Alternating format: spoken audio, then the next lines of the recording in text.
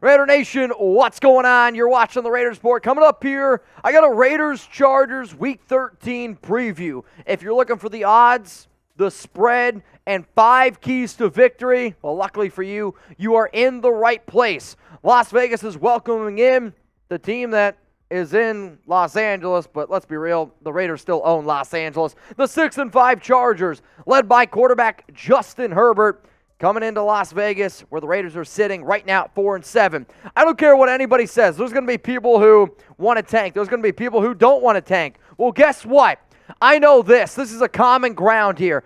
Every single one of y'all, I bet, hate the Chargers. And my mindset this week, FLAC. So if you watch this video, spam FLAC, send it to a Raiders fan. Tell them to spam FLAC, because if I see Chargers fans in Allegiant Stadium, oh, it just fires me up because I'm not losing to these two clowns. I'm not losing to these clowns twice in a year. It's not going to happen. It can't happen. So that was my motivation to make the video that I'm going to hit y'all with here today. And hopefully, y'all join in on the fun when Jeremy Chuggs and I go live for our Week 13 watch party, Raiders, Chargers. Hit that subscribe button, turn on those notifications, and if you want to be the MVP like Killer Cruisin' was last week, you got to tune in, you got to be a loyal watcher, and you got to show out. Every single week, whoever the MVP is, we're going to show them love, because if it wasn't for Killer Cruisin', guys like Trivan, guys like Brandon Jasper,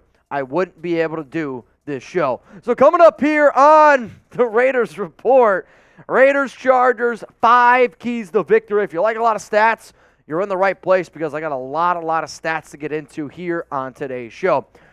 First key to victory. This is rocket science. I know. Feed Josh Jacobs. And realistically, I think every single time I've done this show this year, it's said feed Josh Jacobs.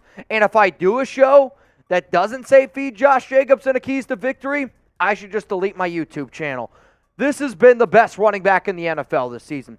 216 carries, 1,159 yards, 9 touchdowns, 1,435 total yards of offense. In all 4 of the Raiders' wins this season, Jacobs has had at least 20 carries. Again, this is not called the rocket science report. This is not the math report.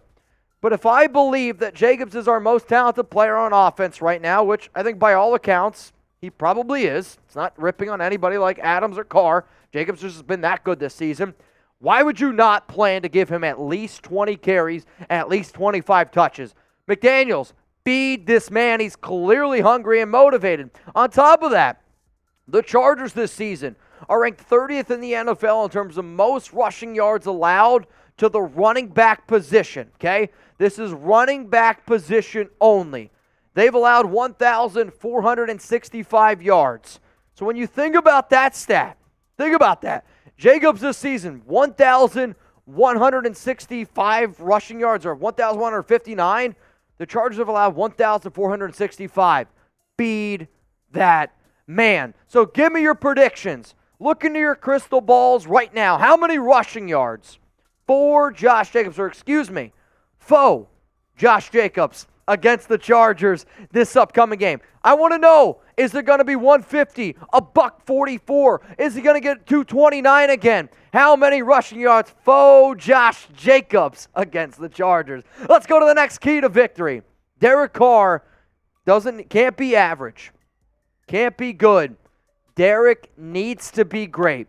And that doesn't mean putting up ridiculous numbers. That doesn't mean he just needs to be great. Whether that's on the sideline, in the huddle, switching plays up, he does need to take care of the football. I'm not asking him to go out there and throw 300 yards, 3 touchdowns.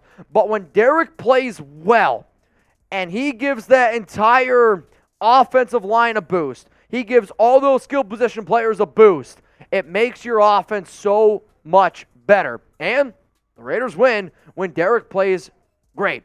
So here's what I think of great. I think of Derek picking up clutch 3rd downs, picking up clutch 4th downs, converting the ball when you need to, high completion percentage. In the 4 wins this season, Derek Carr has a 67.2 completion percentage. He's averaging 258 passing yards per game. You see the average, though? That's the big number that I want you all to look at. In games that the Raiders win, Derek Carr is averaging 7.7 yards per completion. That's big. The touchdowns, interceptions are actually less. The quarterback rating, of course it's better.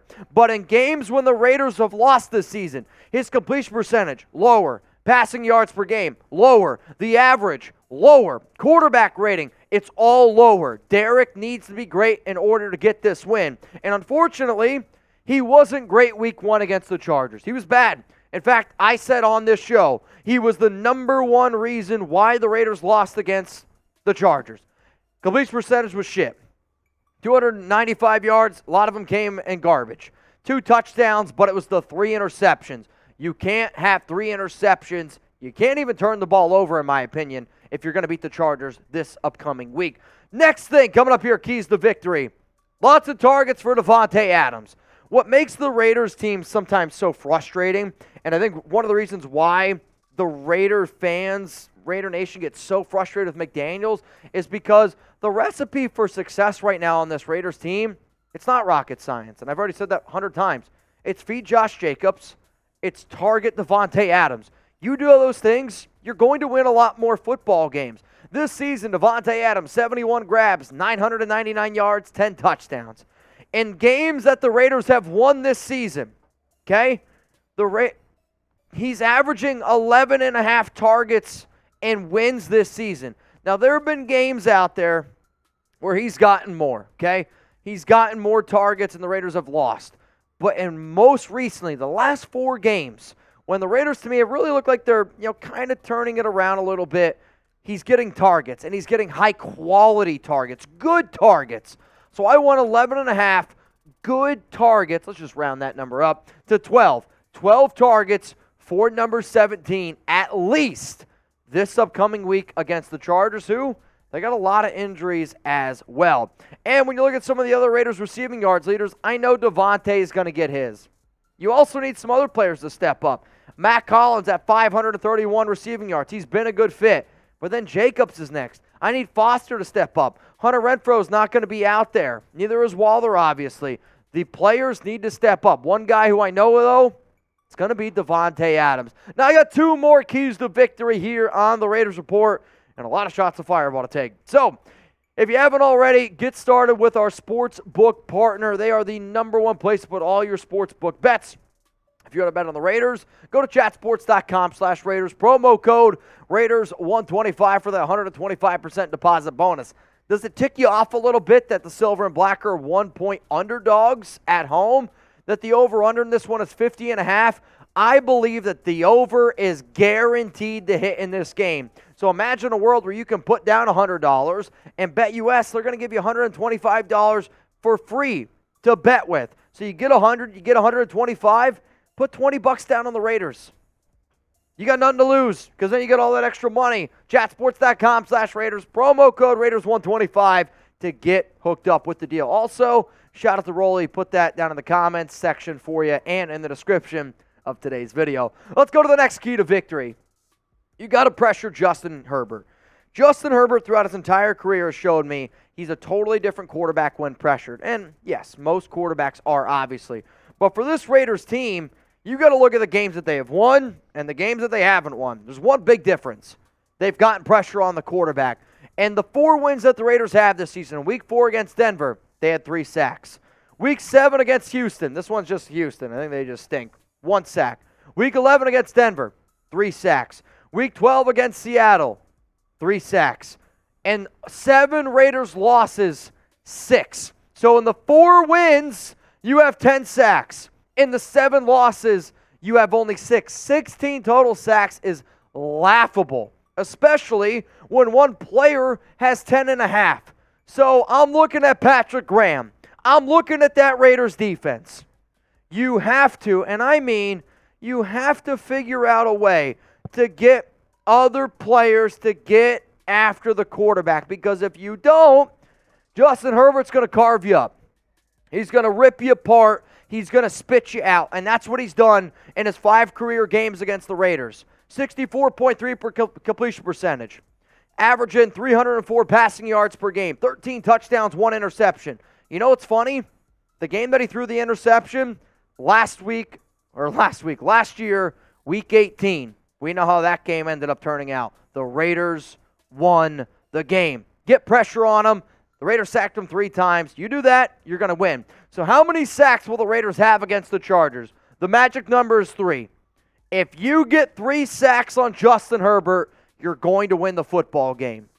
Anything less than that, I don't see the silver and black coming out on top. Now, friendly reminder, y'all, I put out a lot of tweets. I put out a lot of stuff on Instagram, crazy videos of Jugs and I. We do a lot of weird stuff on social media, and I don't want you to miss it. On top of that, over on Locals, every single week, we do a pick'em challenge. So whoever can get the most games correct, we give you a shout-out. So I want to give a special shout-out to Aaron. He won for the second time this year, Aaron? If you want to join us, go to Raidersport.locals.com.